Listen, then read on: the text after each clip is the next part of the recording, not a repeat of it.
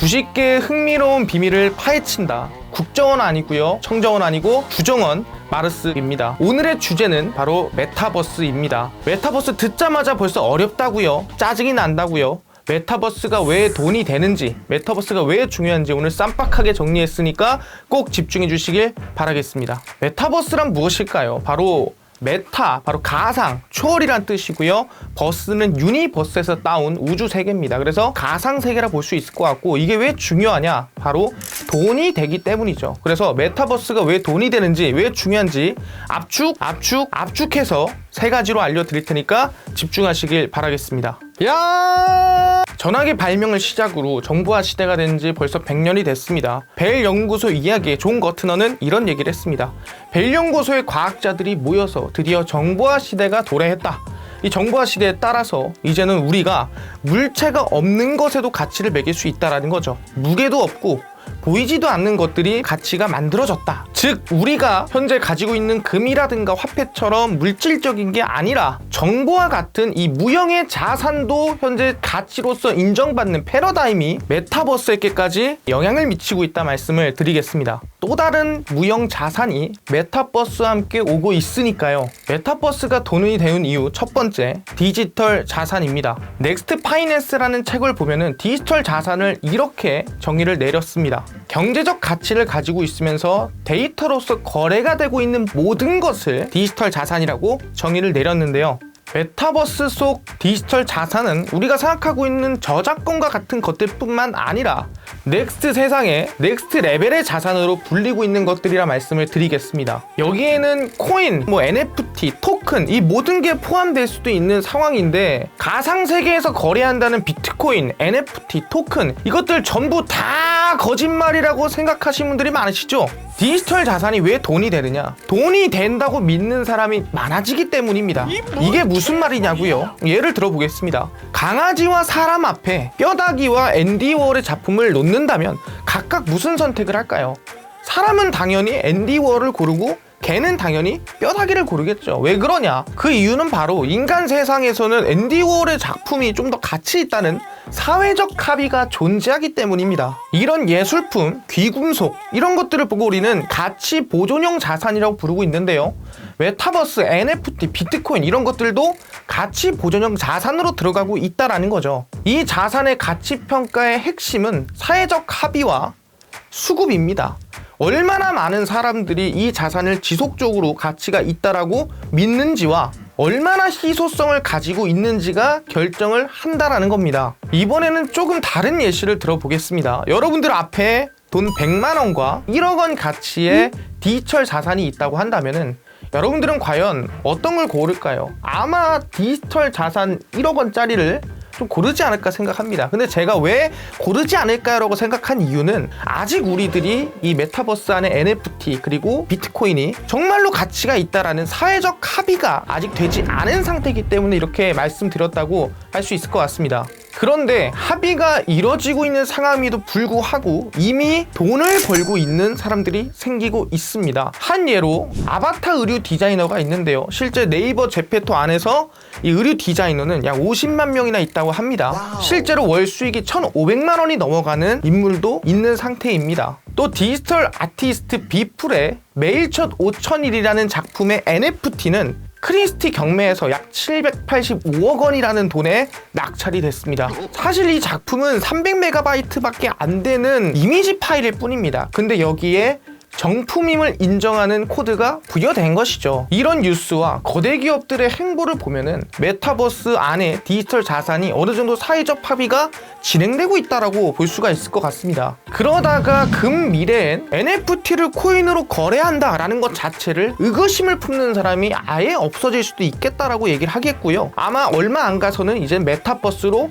경제 생태계를 완전히 만들어낼 수도 있겠다 볼 수가 있겠습니다. 메타버스가 돈이 되는 이유 두 번째는 바로 대기업들의 투자입니다. 솔직하게 제가 똑똑할까요? 아니면 페이스북, 구글, 엔비디아, 마이크로소프트에 있는 사람들이 똑똑할까요? 당연히 구글, 마이크로소프트, 엔비디아, 페이스북에 있는 사람들이 더 똑똑합니다. 그럼 이 기업들이 어떤 행보를 가지고 있는지 확인해 볼까요? 페이스북의 CEO 마크 저커버그는 지난 10월 회사명을 메타로 바꾼다고 발표를 했습니다. 메타버스가 최우선 사업이며 메타버스가 미래가 될 것이라고 발표를 했고요. 그러면서 AR 글래스 아리아, 그 다음에 VR 기기 오큘러스, 가상현실 SNS 호라이즌, 그리고 가상 화폐인 DM까지 발행한다고 발표를 했습니다. 페이스북뿐만 아니라 마이크로소프트, 엔비디아, 애플 할 거 없이 빅테크 기업들 모두가 현재 메타버스의 진심인 상황입니다. 그리고 엔터 사업 역시 메타버스를 활용하고 있습니다. 작년 4월 트래비스 스캇이 포트나이트 게임 속에서 콘서트를 열었습니다. 최고 동시 접속자 수가 1200만 명을 돌파를 했고 매출이 200억까지 났다라고 발표를 했습니다. 뿐만 아니라 BTS도 다이너마이트라는 곡을 메타버스 세계에서 발표를 했었죠. 메타버스의 대기업들이 이렇게나 진심인데 메타버스를 그저 납작하게 허상이라고 치부해버릴 수 있을까요? 메타버스가 돈이 되는 이유 세 번째입니다. 그 이름이 메타버스든 매트릭스든 지금 이 기술의 흐름은 가상세계로 흘러가고 있다라고 말씀드릴 수 있을 것 같습니다. 지금 주변을 둘러보세요. 휴대폰, 컴퓨터, 인공지능 스피커, 주변에 없는 것이 없습니다. 오히려 디지털을 경유하지 않는 걸 찾는 게 더 힘든 편이죠. 그러니까 디지털 세상을 현실이 아니라 완전히 가상이라고 딱 잘라버리기에는 지금도 이미 조금 애매한 부분이 있다라는 거죠. 지금 그렇다고 해서 미래에도 그럴 수 있다라는 보장이 있느냐라고 할 수도 있습니다. 하지만 가상세계로 향해 갈 것이라는 추측은 나름의 좀 근거를 두고 있다라고 말씀드릴 수 있을 것 같아요. 일단 앞에 두 가지 이유가 바로 그 근거죠. 첫 번째는 미래 자산으로 유력한 코인과 NFT와 같은 디지털 자산이 메타버스에서 이미 쓰이고 있다는 부분이고, 두 번째는 대기업의 대자본이 가상기술의 발전으로 유입되고 있다라고 볼 수 있을 것 같습니다. 이외에도 가상세계로 가겠다라는 필연적인 이유에는 여러 가지 자료들이 있습니다. 경제를 이끌어 나갈 MZ세대의 가상세계 사랑, 초연결 사회로의 전환. 자, 이렇게 이게 왜 돈이 되는지 설명을 드렸습니다. 끝!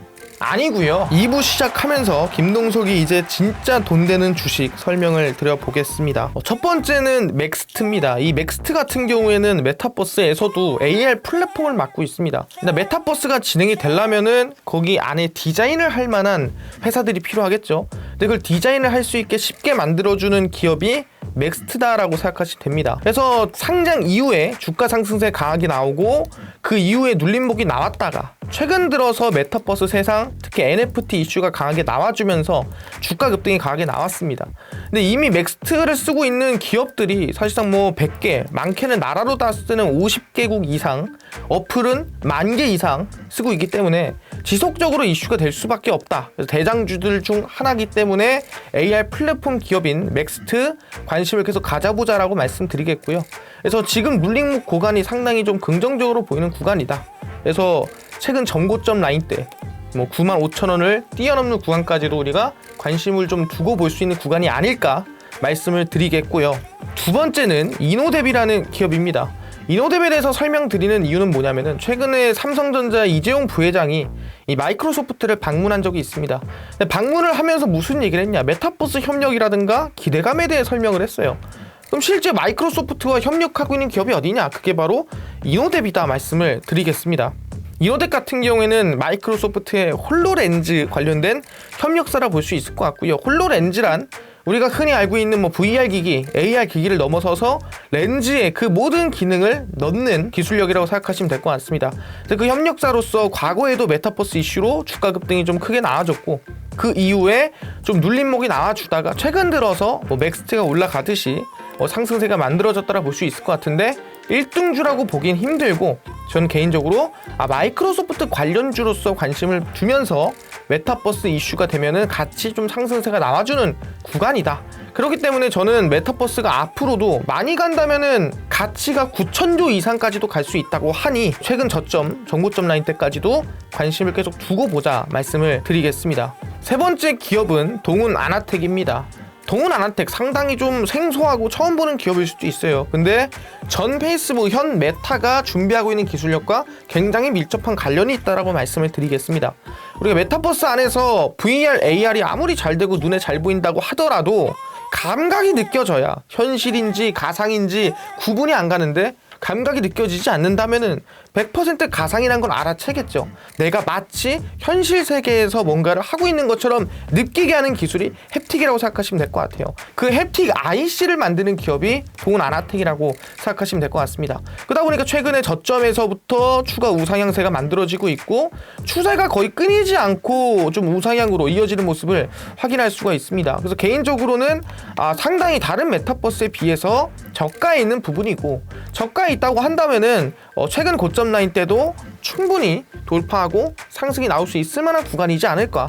과거에 내가 만약에 매수했다고 한다면 이 매수했던 분들마저도 최근에서는 좀 본들에서 매도를 하거나 또는 충분히 약손실에서 매도를 하지 않았을까. 그 매물 소화도 어느 정도 끝난 상태고 좀 기대를 해볼 만한 기술력도 나쁘지 않은 기업이다 말씀을 드리겠습니다. 네 번째 종목은 갤럭시아 머니트리라는 기업입니다. 이 갤럭시아 머니트리 같은 경우에는 카드 결제사, PG사 이 정도로 알고 있는데, 최근에는 어떤 기업? 바로 메타버스에서 우리가 결제를 할 수 있는 NFT 관련된 기업이라고 볼 수 있을 것 같아요. NFT라는 게 아까 되게 어렵게 설명이 됐지만 대체 불가능 토큰, 말 그대로 전풍 인증서입니다. 그래서 디지털 자산에 복제를 시킬 수 있는가 없는가.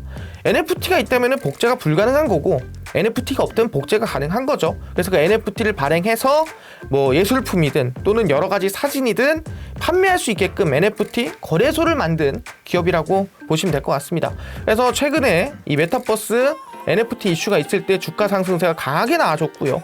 그 이후에 쌍고점을 찍어줬는데, 최근 들어가지고 NFT 복제라든가 아니면은 게임 관련된 규제 얘기가 나오다 보니까 주가가 상당히 좀 눌려있는 부분입니다. 근데 결국에는 우리가 메타버스 세상으로 갈 수밖에 없고, 결국엔 그 가치를 우리가 만들어 나간다 한다면은 NFT 거래소 시장은 비트코인 거래소처럼 더 강한 상승세라든가 성장세가 나올 가능성이 높다라는 거예요. 그래서 지금의 눌림목이 저는 긍정적이라 보고 있고요. 최근 전고점 라인 때 한번 돌파 노려볼 만하다 말씀드리니까 메타버스 기업들을 뭐 일주일, 2주일이 아니라 정말 길게 보고 성장성 있게 바라보는 게 중요하다 말씀을 드리겠습니다.